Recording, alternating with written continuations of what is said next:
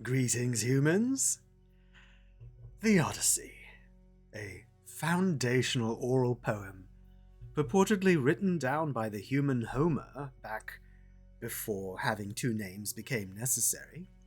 The story focuses on the hero using ingenuity to overcome the tests of the gods, as opposed to demonstrating blind faith to meet their demands. Now, despite the Odyssey's popularity over the millennia, we are surprised to find very few instances of its adaptation to film. There are certainly many allusions to it. 2001: A Space Odyssey has the overt call-out in the title, but bears little connection beyond the journey into the unknown. But now, one of our favorite humans, Christopher Nolan, has taken a crack at making a true adaptation, and it's opening on Earth this weekend.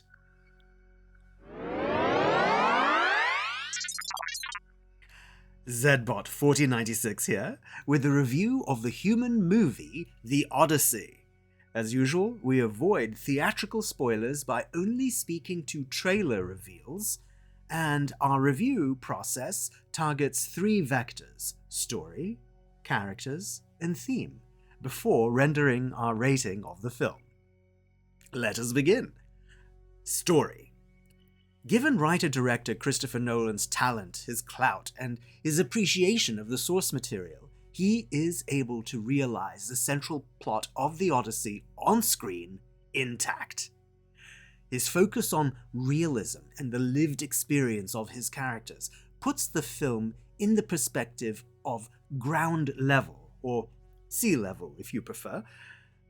Everything that happens looks and feels and sounds utterly real, which has the effect of pulling you into the story and feeling less like a spectator. This trust, established early on, makes the full-scale ship scenes and the sudden appearance of fantasy elements that much more striking and impactful.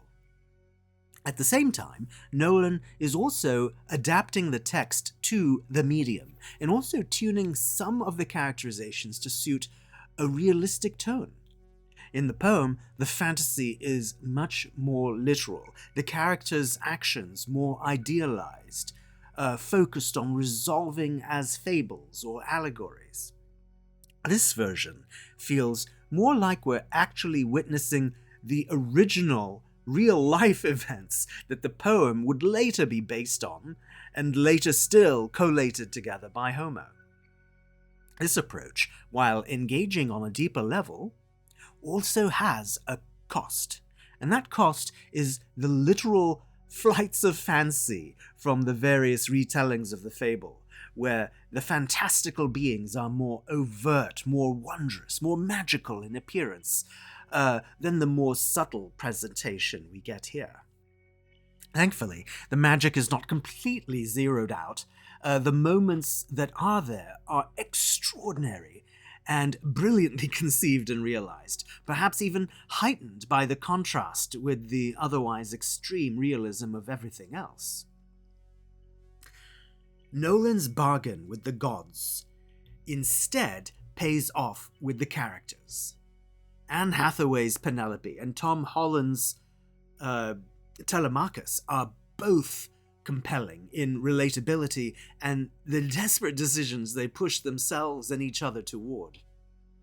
The film, however, rests on Matt Damon's titular character, Odysseus, who not only carries the weight of the crown of Ithaca, the burden of responsibility of the Trojan War, the welfare of his men returning home, balanced with the challenges of the gods, nymphs, and monsters of the high seas, but now also the word for character-forging journey in the Earth's planetary standard language.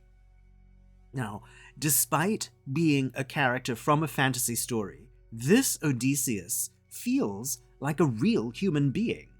He sets out with a sense of duty, a sense of honor, a sense of reason, and applies those attributes to survive and even gain advantage. But he also has very real limits. His resolve can weaken, his judgment falter, his self-doubt and anxiety can overcome him.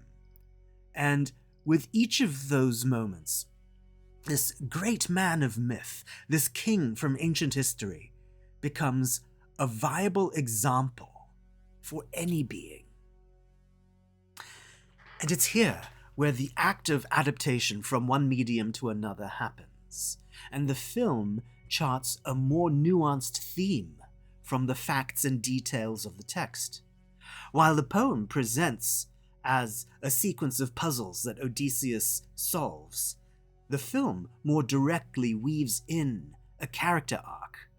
This man starts his journey with a traditional view of his choices in life, and through acting on them and slowly learning from them, resolves with a different view, one that gives him more individually authentic agency over his life. Even knowing the basic elements of the plot, the third act of the film transforms into an incredibly emotional sequence featuring an impactful payoff for elements plausibly in the text, but amplified by Nolan to have layered meaning. And it's handled in such a way that you don't even know it's happening until it does. Fantastic. Now, before we render our rating, we feel compelled to comment on the experience of seeing the film on Earth in an IMAX theater. First, we absolutely enjoyed the perfectly absurd popcorn bucket. But since we don't consume organic matter, we just sort of clip-clopped it around the lobby. Like, King Arthur would. However, once in the theater, and with the film starting, the volume was set at such a high level, it threatened to blow out our audio receptors. We've also seen other reports of the film being overly loud among other trusted resources. This had a chilling effect on our enjoyment of an otherwise exquisite visual presentation. We instead look forward to seeing the film again in our space station's screening room here.